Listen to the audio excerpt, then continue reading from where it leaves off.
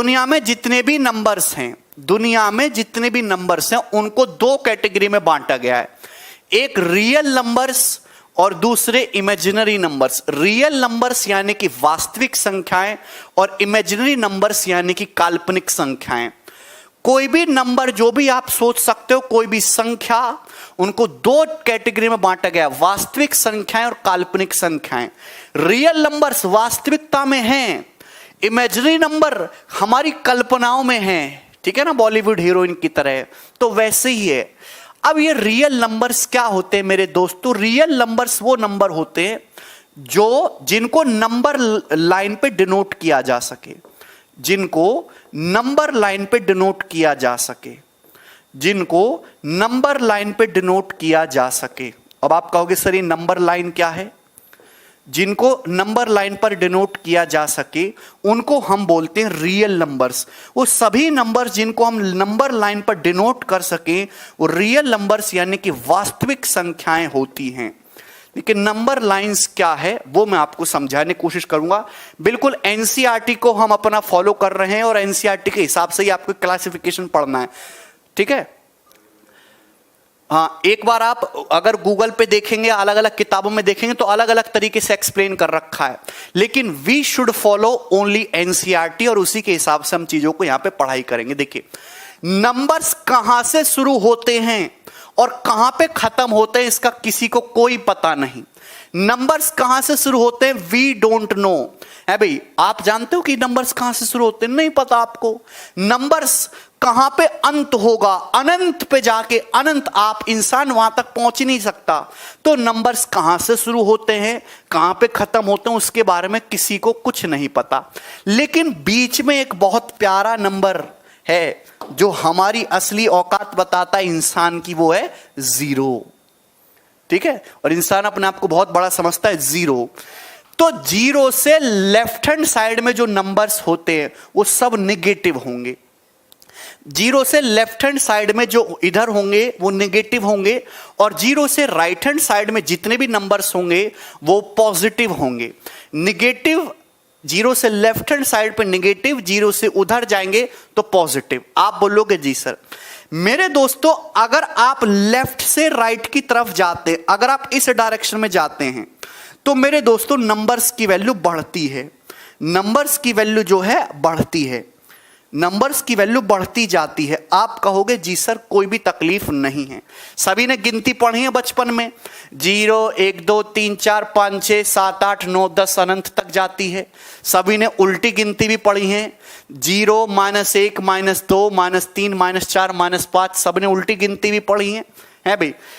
अब जैसे हम लेफ्ट साइड से राइट साइड पे जाते हैं तो नंबर्स का मान बढ़ता है। अब जैसे मैं दोस्तों आपसे ये पूछने लगूं कि -7 बड़ा है कि -11 बड़ा है, जवाब दो।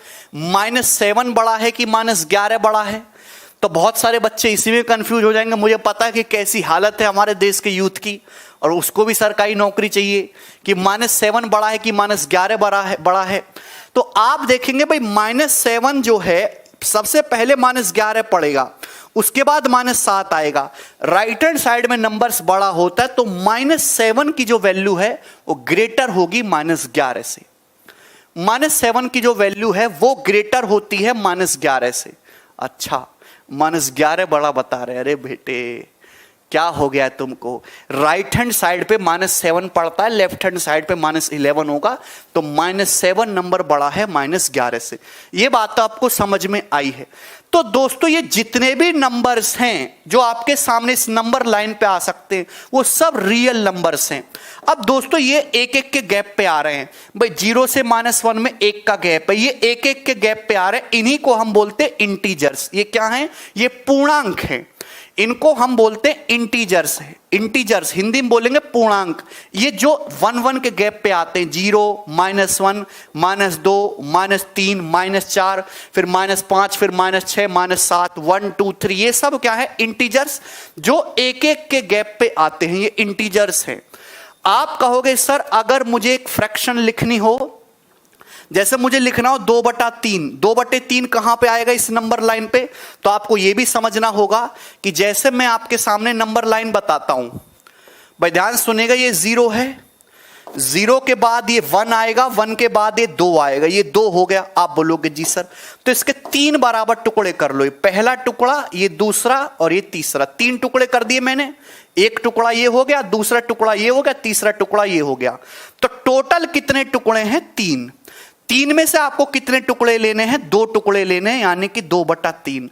तो ये जो लेंथ होगी, अच्छा सॉरी, ये 2/3 लेना है आपको ना। एक सेकेंड, आप मुझसे पूछते हो 2/3 बनाने से पहले मैं आपको बताता हूं कि 1/5 कहां पे आएगा। 1/5 बताइए। जैसे मेरे दोस्तों ये 0 है, 0 के बाद सभी को पता है +1 आता है। अब आप मुझसे पूछते हैं कि बताओ सर 1/5 कहां होगा, तो इसके 5 टुकड़े करो, 1, ये 2, ये 3 और ये 4, ये 5, ये 5 टुकड़े हो गए।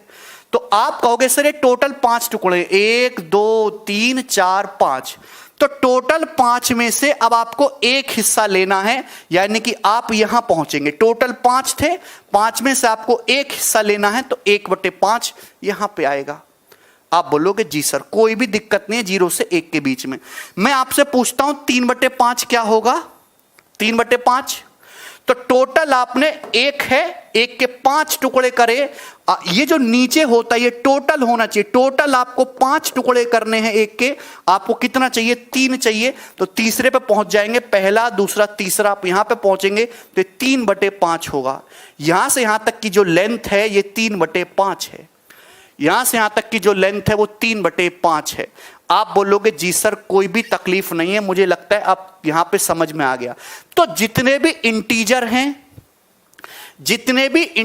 हैं या जितने भी फ्रैक्शन हैं वो आने इसी लाइन पे है। अब जैसे दोस्तों मैं आपसे पूछता हूं कि बताइए 5/3 कहां पे आएगा? 5/3 कहां पे आएगा?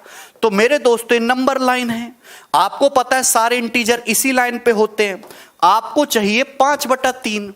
तो मेरे दोस्तों यहां पे आप जानते हैं ये 5, ये सपोज 5 है, यहां से यहां तक की जो लेंथ है ये 5 है, एक एक के गैप पे लेंगे। अब इसके 3 बराबर टुकड़े कर दीजिए आप, 1 2, एक सेकेंड,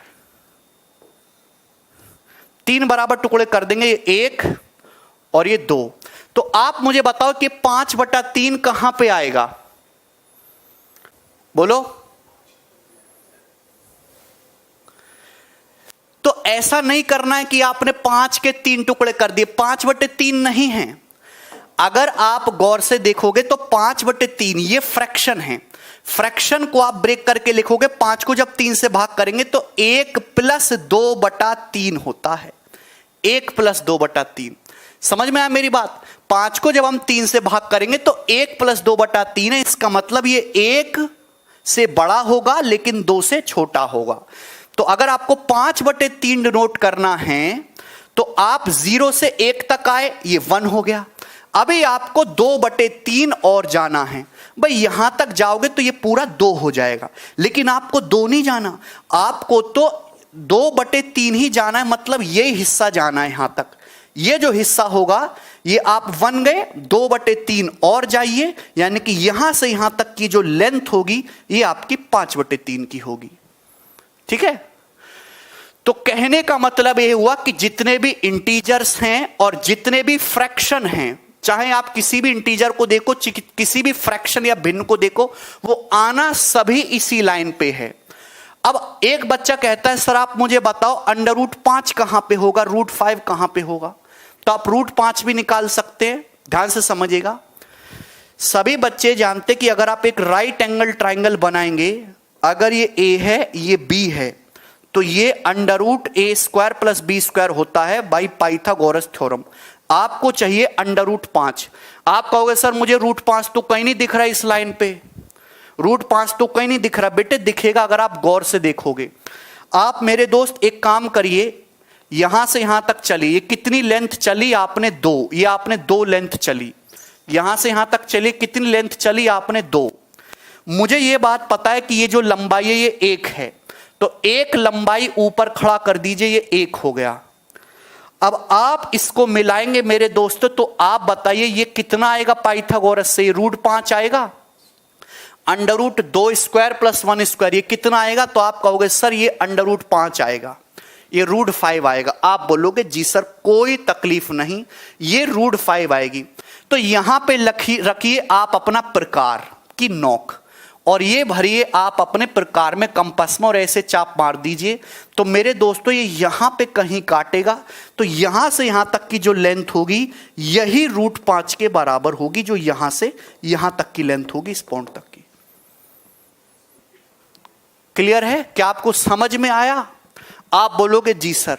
तो यानी कि मैं ये बताना चाहता हूं कि दुनिया में जितने भी इंटीजर्स हैं, जितने भी फ्रैक्शन हैं, जितनी भी अंडर रूट वैल्यू है या जितनी भी क्यूब रूट वैल्यू है, वो सारी की सारी ही नंबर लाइन पे आती है। तो जितने भी नंबर लाइन पे आ रहे हैं वो सब ही रियल नंबर्स होते हैं। -3 भी रियल है, -7 भी रियल है, -101 भी रियल है, 5/8, 9/7 ये सब रियल है, 0.0625 ये भी रियल है, अंडर रूट 5, अंडर रूट 11 ये जितने भी एग्जाम्पल आप काउंट कर सकते हो, इन सभी नंबर को नंबर लाइन पे लिखा जा सकता है, इसलिए ये रियल नंबर्स कहलाते हैं, वास्तविक संख्याएं। आप बोलोगे जी सर। ना अब रियल नंबर्स आपको समझ में आ गया। अब ये इमेजिनरी नंबर्स क्या होते हैं? जाहिर सी बात है कि जो वास्तविक नहीं है वो काल्पनिक है।